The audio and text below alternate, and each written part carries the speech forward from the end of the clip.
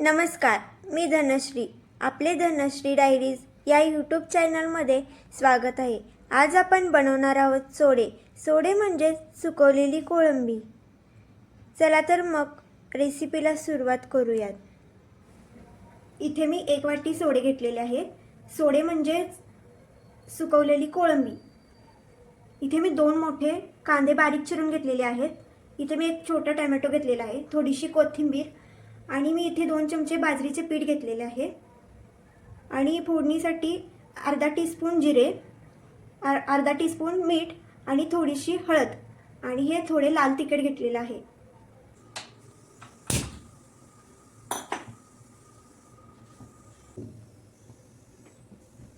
इथे तवा गरम झालेला आहे. तर सर्वात आधी आपण सोडे भाजून घेणार आहे.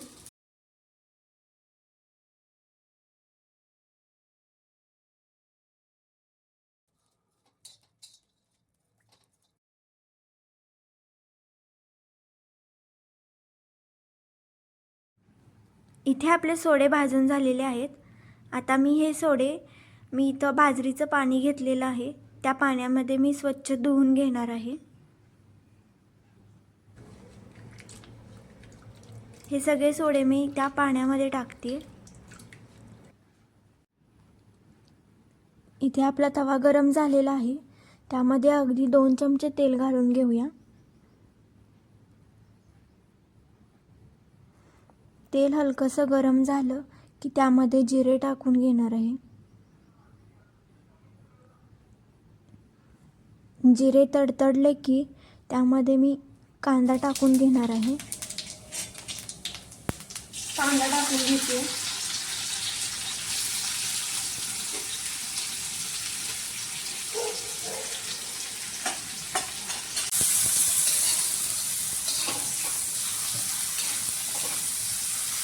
इथे मी लोखंडाचा तवा वापरलेला आहे, कारण लोखंडाच्या तव्यामध्ये भाज्या, सोडे, सुकट, बोंबील असं केल्यानंतर त्यामध्ये लोह उतरतं, म्हणून मी इथे लोखंडाचा तव्याचा वापर केला आहे.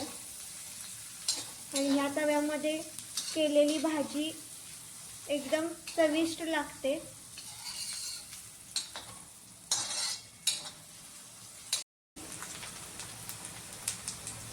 हे बघा, आता आपला कांदा भाजलेला आहे आणि त्यामध्ये आपण टोमॅटो टाकून घेऊया.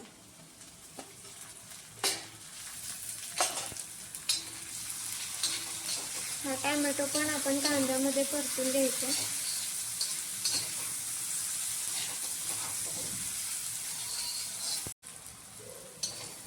टोमॅटो पण आता मस्त मऊ झालेला आहे. त्यानंतर आपल्याला थोडीशी हळद टाकून घ्यायची.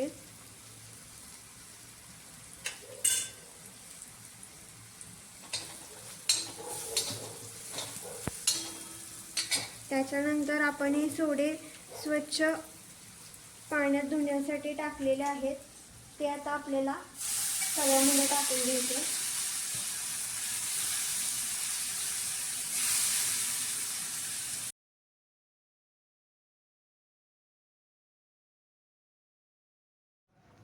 हे सोडे सुद्धा आपल्याला तेलामध्ये अगदी छान परतून घ्यायचे आहेत.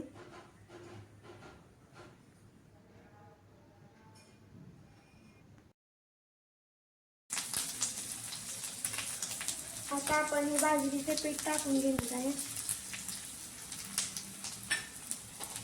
हे पण एकदम छान असं परतून घ्यायचं.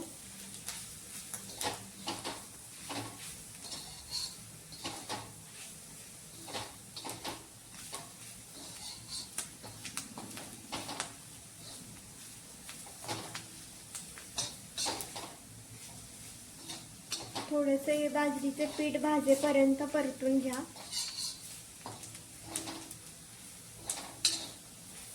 आता इथे हे बाजरीचे पीठ भाजलेलं आहे. त्यानंतर आता आपण हे लाल तिखट घालून घेणार आहे. त्यानंतर मीठ घालून घेणार आहे. हे पण छान असं मिक्स करून घेणार आहे.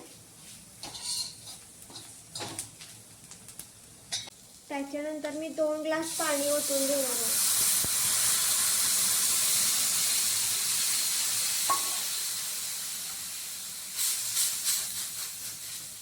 हे असं परत एकदा असं हलवून घ्या.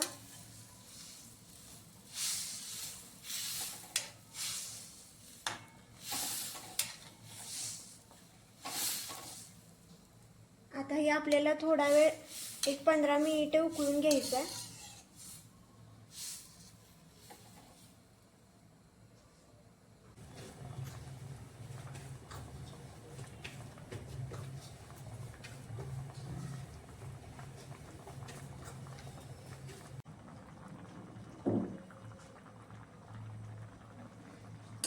हे 15 मिनिटं आपलं उकळून झालेलं आहे. हे बघा किती एकजीवपणा आलेला आहे बाजरीच्या पिठाने, म्हणून बाजरीचे पीठ टाका. आता आपण याच्यावरती कोथिंबीर टाकून घेऊया.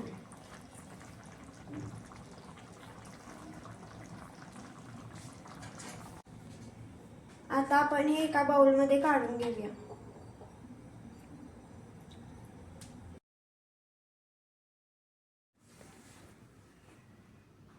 जर तुम्हाला ही रेसिपी आवडली असेल तर चॅनलला सबस्क्राईब करायला विसरू नका.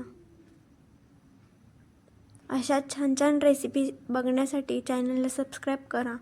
थँक्यू.